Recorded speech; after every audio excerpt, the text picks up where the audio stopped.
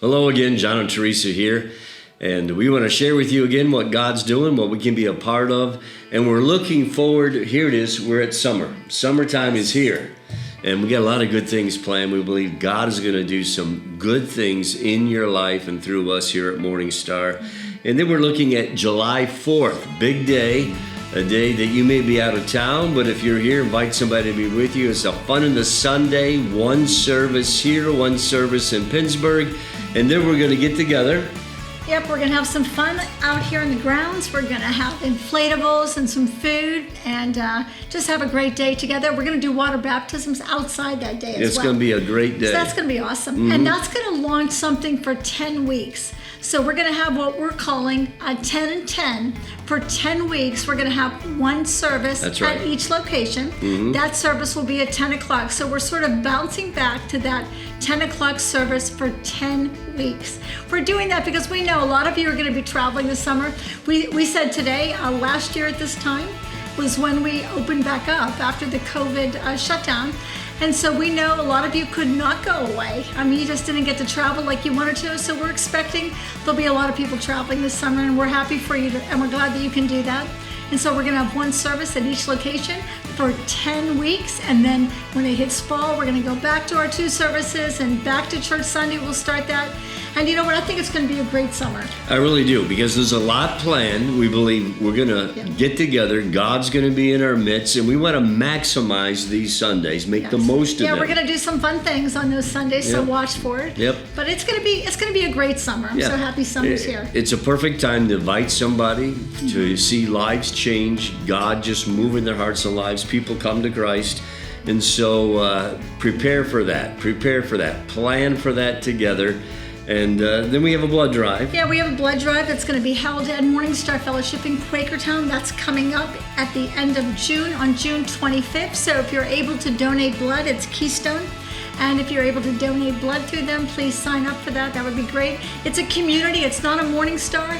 They're just using our building, but it's Quakertown Community Blood Drive, so we're just helping out there. That's right. We're just a host site, right? Yeah, if you can give, please take a moment to do that. Remember, ladies, something's coming up in the summer. We're going to do an outreach in Philadelphia at the Dream Center. John and I met with a couple at the Dream Center. You're going to love that couple. They have a great vision to help the city of Philadelphia, so watch for that as well. You're going to hear more about that. Yep. They're a couple that we invest in as Morning Star. We support them every month, but we want to get you to get to know them personally. So we're going to make that happen and be a part of that. And as I was reading, I'm going to wrap up with this in Hebrews chapter 12. The whole theme there is the theme of endurance. It talks about comparing our lives to a race and we're running, but that's our life. How we're going to live our life, it's going to take some endurance to do that. And we see the apostle who's writing here just kind of helps us with that. I want to encourage you with that, because we're living in a time where we need that ingredient of endurance. So we're going to keep going for Christ, living for Christ.